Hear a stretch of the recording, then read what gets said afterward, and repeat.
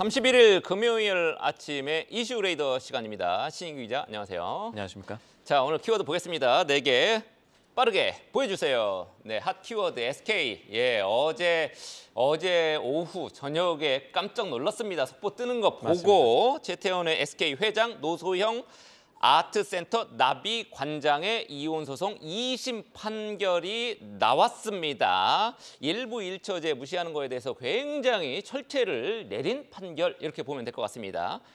1심과 달라진 2심 내용 어떤 게 골자였습니까? 1심과 2심 어떻게 달라졌냐? 쉽게 말하면 최태원 회장보다 노소영 아트센터 나비 관장에게 굉장히 유리하게 판결이 났다. 이렇게 보시면 되겠습니다. 저희가 이 표를 정리해서 말씀을 드릴 텐데요.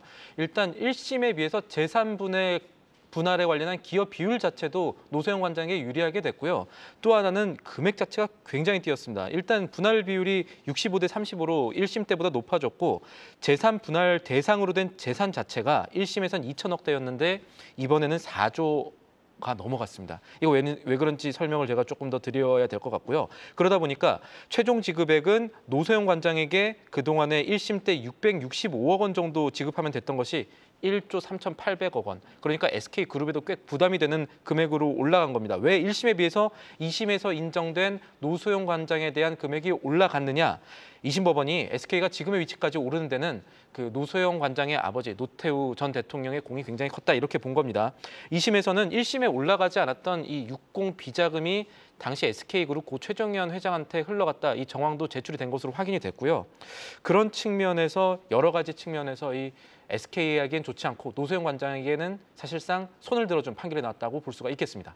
네, 저도 이걸 보고 조금 안타깝더라고요. 60억억 비자금의 실체, 이게 지금 뭐 사실로 확인 안 됐습니다. 하지만 법원 판결로 요거의 실체를 인정을 한 판결이 되겠습니다. SK는 아니라고 하고 있죠. 예. SK는 당연히 이제 부정을 하고 있습니다만 우리가 따져봐야 될 거는 이제 우리 투자자 측면에서 SK 뭐 여러 가지 이제 SK 계열사들이 많으니까요. 주가 측면에서도 살펴봐야 할 것 같은데 특히 SK 같은 경우에는 과거 소버린 사태 때문에 경영권 거의 펀드에 뺏길 뻔했죠. 맞습니다. 지금 그래서 이제 깜놀한 적이 있었는데 경영권 분쟁 가능성 있습니까? 어차피 요 이제 1조 3,800억 원 이거를 현금으로 지급하려 이렇게 나왔기 때문에 맞습니다.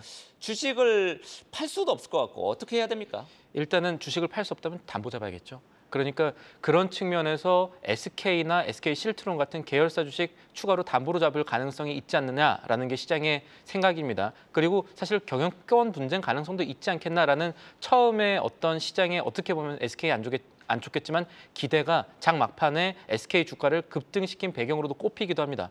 하지만 제대로 보면 아까 앵커께서 말씀하신 대로 실제 주식을 팔아서 뭐 현금을 마련한다 이건 조금 어려울 것 같고 주식 담보 계약이 조금 더 될 것 같은데 그렇게 되면은 만약에 최 회장이 안 그래도 지금 SK나 뭐 관련 주식들 보유 주식 한 60% 정도 담보로 잡고 있거든요. 그래서 4천억 원 정도의 현금을 지금 대출받아 있는데 더 잡게 될 가능성에 시장이 주목하고 있는 것이고요. 그렇게 됐을 때 어떤 일들이 발생하느냐?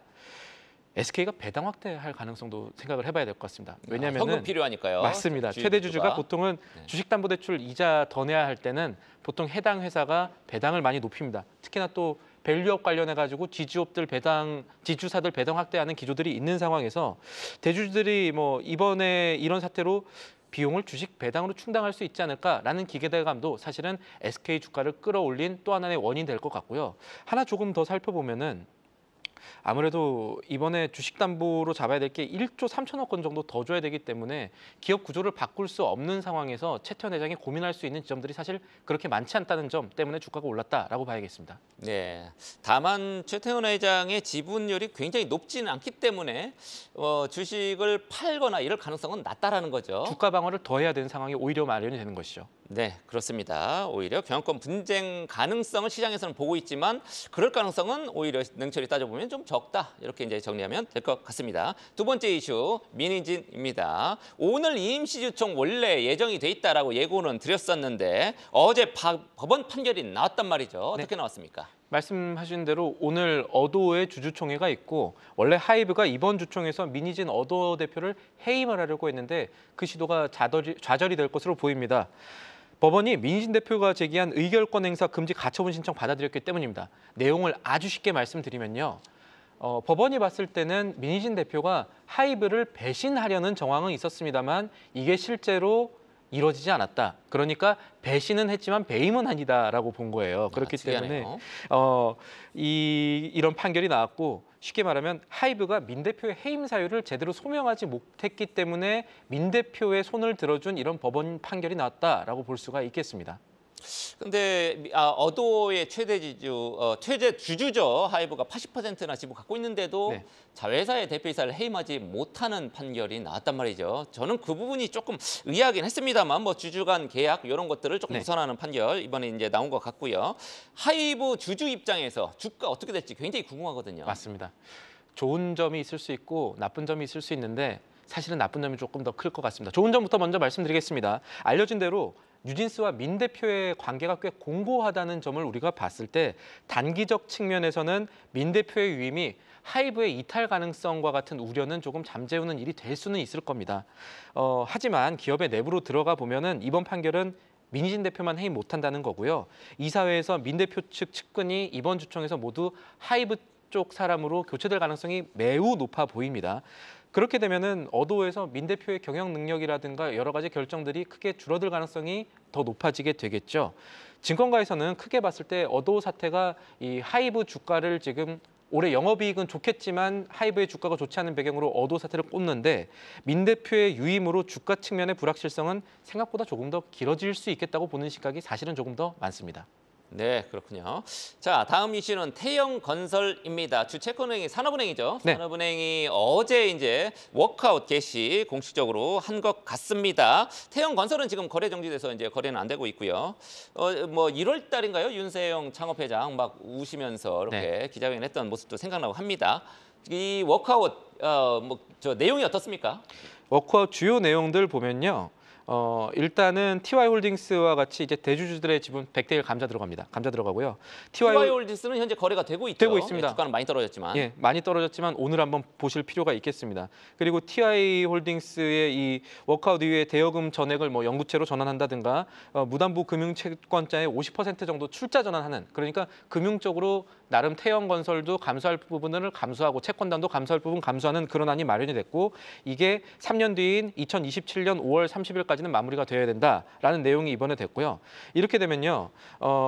이제 마기오를 TY홀딩스 계열사 에코비트의 매각 상황이 어떻게 될지 또 태영건설이 이번 워크아웃과 관련해서 어떤 발표를 했냐면 지금 거래 정지돼 있다고 말씀을 하셨는데 하반기에는 우리가 상장 폐지 사유 해소하고 거래 정지도 풀겠습니다. 이렇게 얘기한 부분들도 태영그룹의 행보와 주가 측면에서 조금 살펴볼 부분이 있겠습니다. 네, 핵심 계열사 에코비트를 팔아라 안 판다 그거 갖고 뭐 말들이 많았었는데 결과적으로 매각하기로 했죠. 네. 오늘 예비 입찰한다면서요? 네, 오늘 예비 입찰이 있고요. 에코비트가 이 태영그룹 계열의 폐기물 처리 업체입니다. 캐시카우로 불리죠. 이 실적 보면 지난해 매출이 6,744억 원 정도 되고 상각적 영업이익 그러니까 세금 떼기 전에 영업이익 얼마 버느냐 봤더니 에비타 얼마 버느냐 봤더니 2,250억 정도. 50억 원 정도 버는 기업입니다. 그래서 아마 맥쿼리라든가 블랙록 같은 이 글로벌 사모펀드들이 지금 KKR에 이어서 이 회사의 주주가 될 가능성이 높다라고 보여지고요. 에코비트의 매각과 시작에서는 최대한 3조 원 정도 전망하고 있고 산업은행도 좋은 딜이 되려면 2조 원 넘어야 된다라고 보고 있는 것 같은데 문제는 아까 이 잠재 매수자 맥쿼리라든가 블랙록 쪽에 일각에서 적정가가 지금 한 1조 초반대로 보고 있는 기류들도 사실은 보입니다. 그래서 실제 에코비트가 얼마에 팔릴지가 아까 말씀드렸던 TY홀딩스라든지 아니면은 이 태영건설의 정상화 관련해서 중요한 부분이 될 것 같고요. 이 밸류에이션 갭이라고 하는 건데 이거를 어떻게 앞으로 메워질지 시장에서 보는 3조 원이 맞을지 아니면은 원매자들이 보는 1조 3천억 원대가 맞을지 이 숫자가 어디로 맞춰지느냐에 따라서 이 태영그룹 자체의 워크아웃 이 가능성, 워크아웃 개선 가능성이 속도가 붙느냐 안 붙느냐 이거를 판단할 수가 있겠습니다. 네, 알겠습니다. 마지막 이슈는 개인 투자용 국채입니다. 지금 특히 이제 연금 생활 뭘로 할지 고민하시는 분들은 이 얘기를 조금 눈여겨보시면 될 것 같습니다. 다음 달 20일부터 정부가 개인 투자용 국채를 발행하겠다 이렇게 지금 얘기했는데 이게 어떤 겁니까? 기획재정부의 야심찬 계획이죠. 이제 국채를 개인한테도 팔아서 여러 가지 수입을 마련해 보겠다라는데 올해만 총 1조 원 정도를 발행할 것 같습니다. 올해만 총 1조 원 발행하고 개인 간에 이제 개인용 투자할 수 있는 국채는 이번이 처음으로 발행한 겁니다. 그래서 뭐 미래에셋증권이 이거 이제 담당하는데 여러 가지 기대를 하고 있는 것 같고요. 구매 최소 금액이 10만 원이고 연 1억 원 정도까지 구매가 가능합니다. 당연히 세금 혜택이 있고요. 청약 기간이 6월 13일부터 17일까지 이루어집니다. 그래서 수익률 어떻게 되냐 이게 좀 궁금하실 건데요.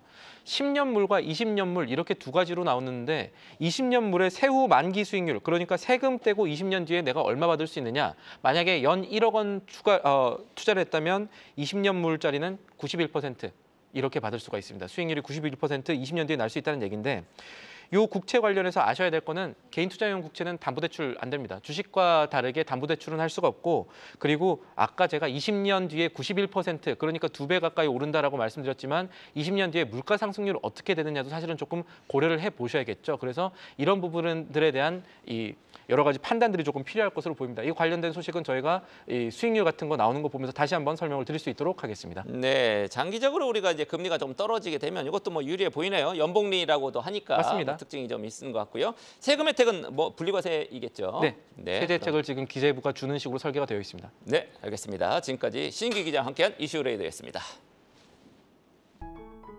계속해서 다양한 경제 이슈를 알고 싶다면 구독과 좋아요, 알림 설정 부탁드립니다. AI 캐스터 권미정이었습니다.